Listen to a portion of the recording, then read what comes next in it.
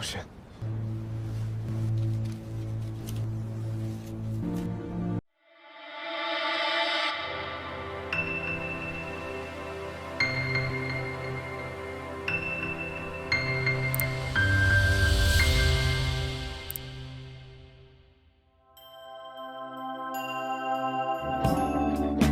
Dibuka dengan diperlihatkan para staf yang sedang membersihkan mayat-mayat di arena permainan kelereng. Lalu frontman yang sedang melihat dari atas sedang menelpon staf yang lain untuk menangkap penyusupnya, yaitu si detektif Wang. Karena para VIP akan datang sebentar lagi. Lalu scene diperlihatkan ketika para pemain dari game kelereng ini kembali ke lobi. Di situ mereka melihat bahwa si tante-tante ini masih selamat karena para staf menganggapnya anak buangan. 덕수 씨, 이제 왔어? 가면 쓴 놈들이 나보고 깍두기래. 들어봤지? 깍두기! 졸라 멋있지 않냐? Melihat hal itu membuat Doksu sangat-sangat kesal. Dan hasil klasemen sementara dari permainan kelereng menyisakan 17 pemain dan uang yang telah terkumpul sebanyak 43,9 miliar won. Lalu scene berpindah ke frontman yang tengah menerima telepon. Ternyata telepon tersebut berasal dari para VIP yang telah datang untuk menonton klasemen game kelima secara langsung. Lalu frontman menyadari suatu kejanggalan yang dimana posisi dari telepon tersebut berubah. Ini menandakan bahwa ada penyusup di ruangan tersebut. Dengan rasa penasaran, frontman pun mencari penyusup tersebut. Ia juga menyadari bahwa peluru yang kemarin ditembakkan ke salah satu stafnya ternyata peluru khusus yang dipakai polisi Korea. Frontman pun terus mencari keberadaan detektif dan beruntungnya si detektif gak ketahuan saat stafnya frontman menelpon bahwa ia telah menemukan mayat di bagian utara pulau.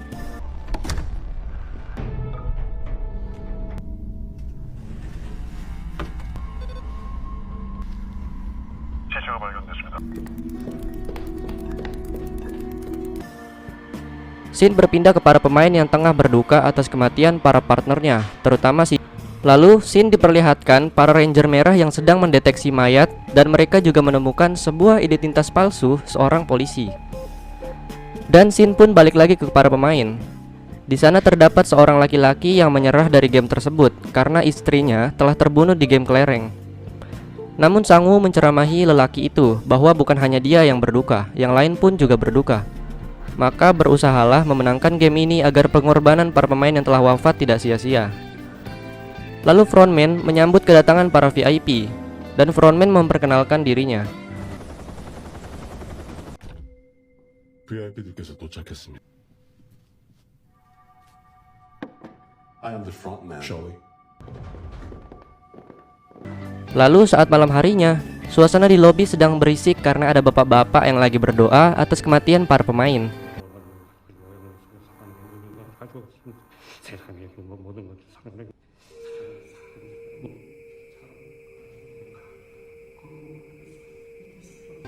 Dan scene pun berpindah ke ruangan VIP. Lalu salah satu anggota VIP menanyakan clue untuk permainan selanjutnya.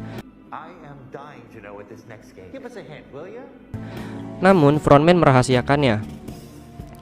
Scene berpindah ke detektif yang ingin menyamar menjadi pramusaji. 교대 시간이야.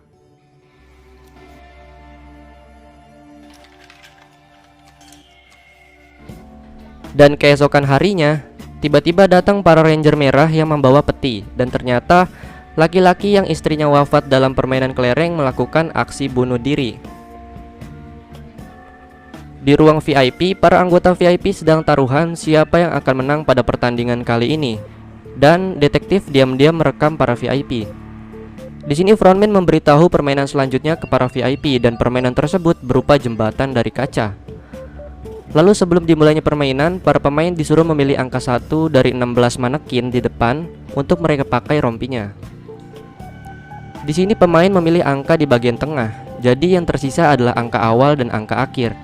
Dan tiba-tiba Game Master memberitahu bahwa angka tersebut adalah urutan bermain.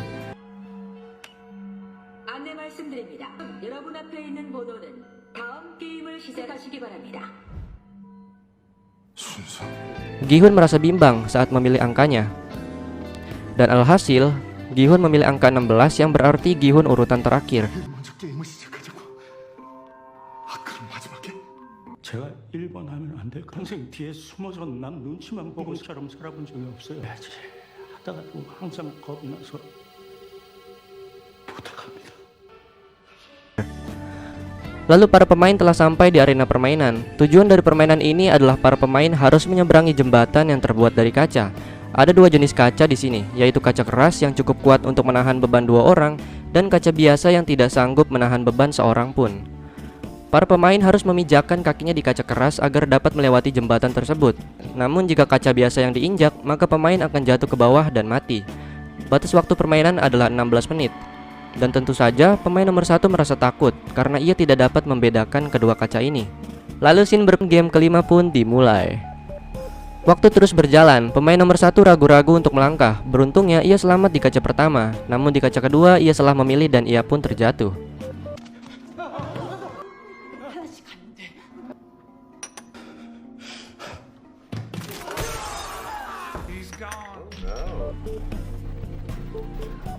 Lalu pemain nomor 2 juga gagal dan terjatuh juga. Tersisa 15 pijakan kaca. Lalu pemain nomor 3 memberanikan dirinya untuk melangkah dengan cepat. Namun naas ia pun terjatuh.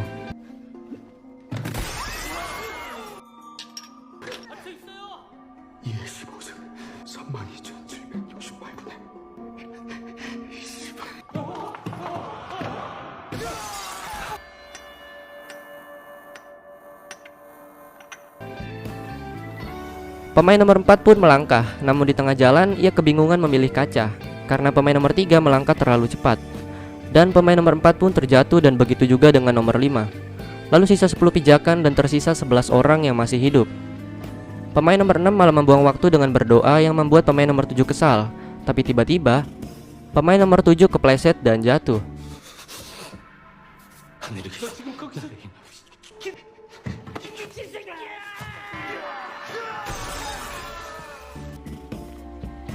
Lalu pemain nomor 6 ini memberanikan dirinya untuk melangkah dan ia pun berhasil. Tapi ia malah didorong oleh pemain nomor 8. Lalu pemain nomor 8 berhasil melangkah 2 pijakan karena menurutnya ia dapat membedakan mana kaca yang keras dan mana kaca yang biasa. Namun karena ia sok tahu, akhirnya pemain nomor 8 juga terjatuh. Di sini om-om nomor 10 kesel sama si nomor 9 yaitu Doksu karena Doksu bersikeras untuk tidak melangkah. Pindah ke arena permainan. Di sini tante-tante ini ngedorong pemain nomor 10 dan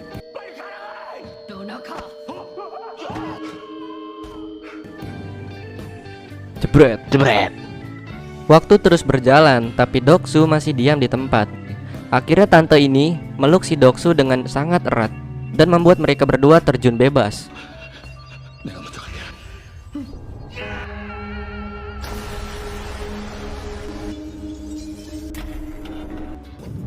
Waktu pun tersisa 2 menit dan menyisakan 4 pemain. Lalu ada pemain nomor 13 yang dapat membedakan jenis kaca melalui pantulan cahaya karena ia pernah bekerja di pabrik kaca. Tapi frontman mematikan lampunya yang membuat pemain nomor 13 kesulitan. Lalu frontman menelpon stafnya untuk memeriksa anggota VIP. Waktu tersisa 1 menit. Pemain nomor 13 masih bisa membedakan jenis kaca melalui suara. Lalu Gi-hun memberikan 1 kelereng kepada pemain nomor 3. Shin berpindah ke frontman yang telah melihat detektif di bawah lorong sempit. Dan Shin berpindah lagi ke arena permainan. Karena nomor 13 terlalu lama berpikir, Sang-woo pun mendorongnya. Dan akhirnya Sang-woo, Sae, dan Gi-hun pun selamat dengan menyisakan waktu 1 detik. Dan lampu tiba-tiba menyala dan ada adegan slow-mo kaca pecah yang membuat mereka sedikit tergores.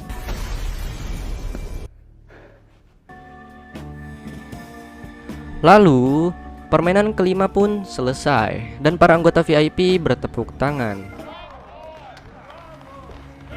Kita balik lagi ke frontman yang sedang mengikuti detektif. Ternyata detektif telah kabur. Frontman dan para staf pun mencarinya ke tengah laut dan diawali dengan diperlihatkan detektif Wang yang telah sampai di suatu pulau. Lalu Shin berpindah ke para peserta yang tersisa, yaitu Sang-woo, Gi-hun, dan Sae. Saat di lobi, Gi-hun sangat kesal kenapa Sang-woo mendorong laki-laki yang bekerja di pabrik kaca tadi, padahal ia telah membantu. Sang-woo menjawab, "Kita akan kehabisan waktu," dan Sang-woo mengejek Gi-hun karena ia terlalu naif dan bodoh. Gi-hun pun memberikan kalimat skakmat kepada Sang-woo dengan mengatakan, "Lalu mengapa Sang-woo si jenius dan terpelajar ada di tempat seperti ini?" Lalu perdebatan pun berakhir. Dan para ranger merah mengatakan akan memberikan hadiah khusus kepada pemain yang tersisa. Lalu adegan berpindah ke Sae yang sedang memeriksa perutnya. Ternyata saat adegan slow-mo kaca pecah tadi, perut si Sae ini terkena patahan kaca. Dan di sini ia sedang berusaha mencabut kaca itu.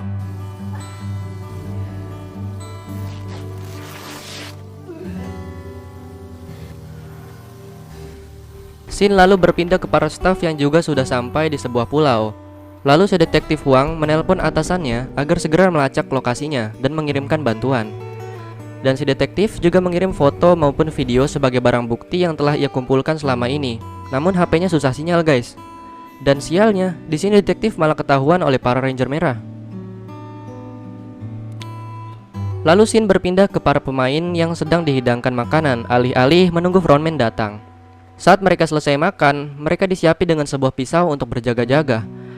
Dan di tempat lain, si detektif dikejar-kejar oleh Ranger Merah. Namun nasib sial menimpa si detektif nih, guys. Detektif Huang terpojok sambil menodongkan pistol berisi 1 peluru ke arah frontman. Frontman maju perlahan dan membuat ia ditembak oleh si detektif. Tapi frontman masih kuat nih. Lalu si detektif bertanya, "Siapa kamu?" Frontman pun langsung membuka topengnya dan ternyata dia adalah orang yang selama ini detektif Huang cari, yaitu kakaknya yang bernama In-ho. In-ho mengajak detektif Huang untuk ikut bersamanya. Tapi detektif menolak dan pada akhirnya detektif pun terjatuh dan hanyut. Oke, kita lanjut. Di sini para pemain sedang galau ya. Lalu Gi-hun mendekati si Sae. Gi-hun mengajak kerjasama dengan Sae. Lalu Sae bertanya ke Gi-hun, "Apa yang akan kau lakukan saat berhasil keluar dari sini dan membawa semua uang itu?" Gi-hun menjawab, ia akan melunasi hutangnya dulu dan membelikan toko baru untuk ibunya berjualan. Dan sebagai seorang ayah, Gi-hun akan membelikan hadiah ulang tahun untuk anaknya nanti. Saya pun juga memiliki keinginan jika ia berhasil keluar dari tempat ini. Ia berjanji akan menjemput adiknya di panti asuhan setelah mendapatkan uang dan membawa ibunya ke Korea Selatan untuk membelikan rumah agar bisa tinggal bersama. Dan di sini saya memohon kepada Gi-hun untuk menjaga adiknya jika semisal Gi-hun yang berhasil keluar dengan selamat. Lalu di sini Gi-hun berkeinginan membunuh Sang-woo, namun dicegah oleh Sae karena menurutnya Gi-hun bukanlah orang yang seperti itu. Lalu si Gi-hun ini melihat bercak darah di bajunya Sae. Gi-hun pun panik dan meminta tolong ke staf. Tapi tiba-tiba, jeng jeng, seketika semua lampu menyala. Para staf datang dengan membawa peti mati. Ternyata Sae dibunuh oleh Sang-woo.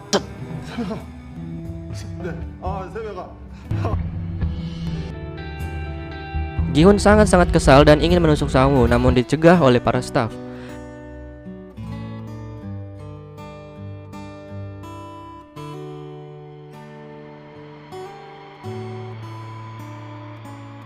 Dan episode ke-8 ditutup ketika In-ho sedang ketakutan karena ia telah membunuh adiknya sendiri. Diawali dengan diperlihatkan peserta yang tersisa 2 orang, pemain 218 yaitu Sang-woo dan pemain 456 yaitu Gi-hun. Di permainan terakhir ini, mereka akan bermain permainan masa kecil sama seperti episode-episode sebelumnya.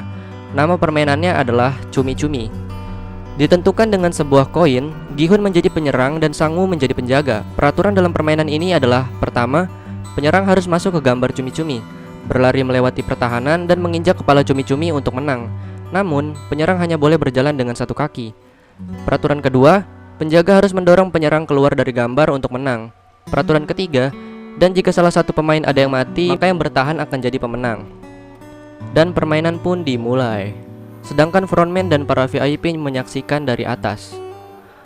Para pemain melakukan ancang-ancang dan saat Sang-woo ingin menusuk Gi-hun, Gi-hun langsung melempar pasir ke arah Sang-woo. Mereka berdua berdebat. Gi-hun bertanya kenapa Sang-woo membunuh Sae padahal ia masih bisa diselamatkan. Selesai berdebat, mereka berkelahi dan beradu kekuatan di bawah naungan air hujan.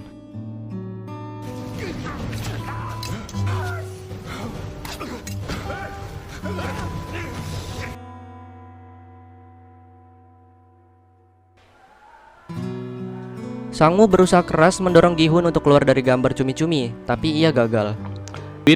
Mereka terus berkelahi sembari mengingat kenangan mereka, sampai di mana telapak tangan Gi-hun tertusuk dan Gi-hun meluapkan semua amarahnya ke Sang-woo dan ia ingin menusuk Sang-woo dengan pisau.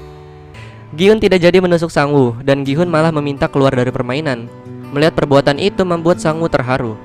Sang-woo mengingat kenangan masa kecil bersama Gi-hun. Lalu tiba-tiba Sang-woo mengambil keputusan dengan mengorbankan dirinya dengan menusuk dirinya sendiri. Trot. Sang-woo berpesan di detik-detik terakhirnya agar Gi-hun mau menjaga ibunya. Dan permainan terakhir pun selesai yang dimenangkan oleh Gi-hun.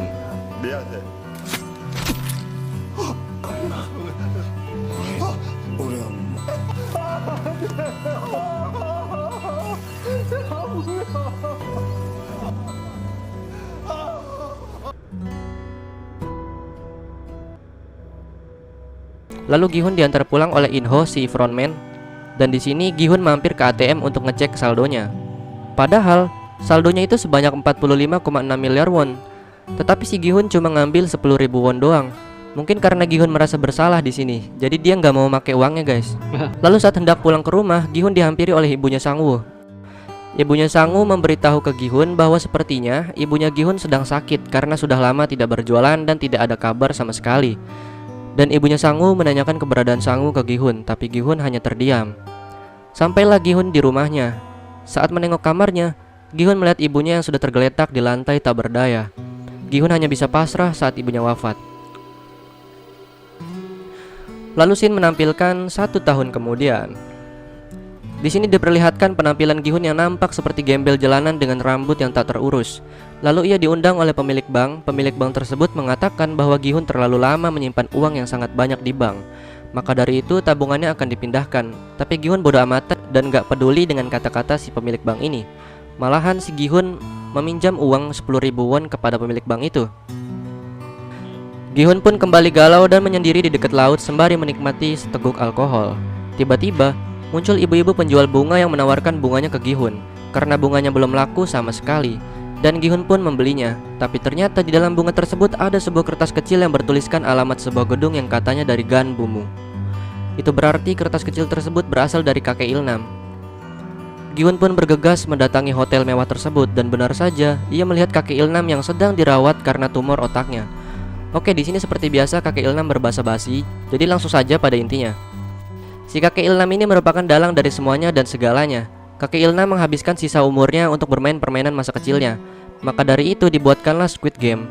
Kakek Ilnam merupakan orang yang sangat kaya raya sampai ia bingung untuk menghabiskan uangnya untuk apa.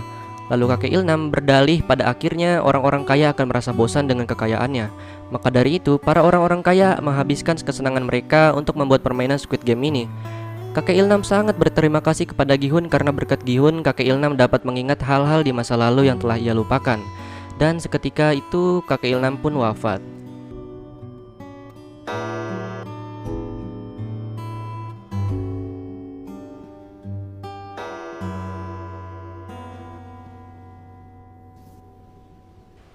Lalu scene diperlihatkan 1 tahun yang lalu saat kakek Ilnam bersama frontman. Di sini frontman bertanya kepada kakek Ilnam kenapa kakek Ilnam ikut bermain. Dan kakek Ilnam pun menjawab, menonton tak lebih menyenangkan daripada memainkannya sendiri. Dan film scene diperlihatkan saat Gi-hun sedang mengubah model rambutnya karena sebelumnya model rambutnya kayak gembel guys ya. Dan ia ingin menepati janjinya kepada Sae, yaitu bertemu dengan Cheol, adiknya Sae. Lalu Cheol diajak oleh Gi-hun dan Cheol dititipkan ke ibunya Sang-woo. Dan diam-diam Gi-hun juga menitipkan uang sekoper untuk membayar utangnya kepada Sang-woo. Lalu scene berpindah saat Gi-hun menuju ke bandara untuk menemui anaknya tercinta. Namun di tengah jalan ia melihat seorang pria berjas yang dulu membawanya pada game kematian. Entah siapa orang ini gua nggak tahu.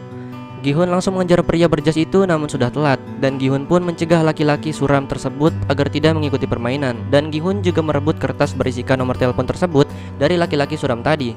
Dan Gi-hun pun segera berangkat naik pesawat. Tapi tiba-tiba Gi-hun terpikir untuk menelpon kembali pihak dari Squid Game.